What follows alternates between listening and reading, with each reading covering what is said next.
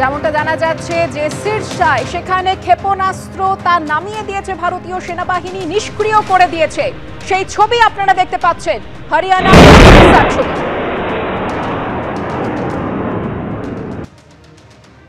পাকিস্তানের দূরপাল্লার ক্ষেপণাস্ত্র কিভাবে ধ্বংস করছে ভারত, সেই ছবি আপনারা দেখছেন।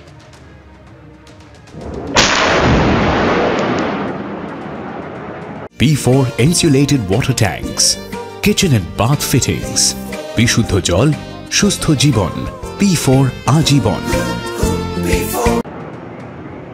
পাক ক্ষেপণাস্ত্র আকাশেই ধ্বংস করে দিল ভারতীয় সেনা, সেই ছবি সিসি ক্যামেরায় ধরা পড়েছে, আপনারা দেখছেন সেই ছবি।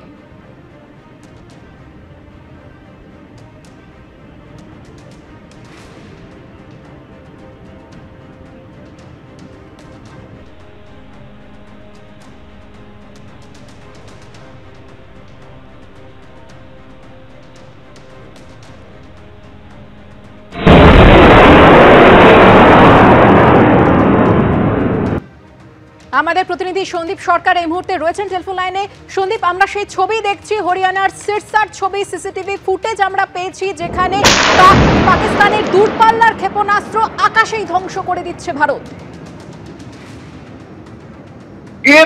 যে ক্ষেপণাস্ত্র চার্জ করা হয়েছে সেটা হরিয়ানার সিরসায় চার্জ করা হয়েছে এবং সেই ক্ষেপণাস্ত্র তাকে আকাশেই নিষ্ক্রিয় করে দেয়, ধ্বংস করে দেয় ভারত। এবং যেটা আমরা জানতে পারছি যে পাকিস্তানের তরফে এই ক্ষেপণাস্ত্র ছোড়া হয়েছিল এবং শুধু ড্রোন হামলা নয়, বিভিন্ন জায়গাতে পাকিস্তানের তরফে মিসাইল হামলাও করা হয় এবং অনেক ক্ষেত্রে সেই মিসাইলগুলিকে ধ্বংস করে দেওয়া হয়েছে। এই দূরপাল্লার ক্ষেপণাস্ত্র ধ্বংস করাটা এটা অন্যতম। এছাড়াও এরকম বিস্ফোরণের শব্দ শোনা গিয়েছে শ্রীনগর, আখনুর, উধমপুর, এমনকি জম্মুতেও। ভারতের তরফে যে পাল্টা প্রতি হামলা করা হয়েছে বলে এখনো পর্যন্ত আমাদের কাছে খবর। ইসলামাবাদ এবং লাহোরেও বিস্ফোরণের শব্দ পাওয়া গেছে। ভারতের তরফে ব্যালিস্টিক মিসাইল ছোড়া হয়েছে বলে পাকিস্তান সরকার দাবি করছে, এমনটাই অসমর্থিত সূত্রে খবর।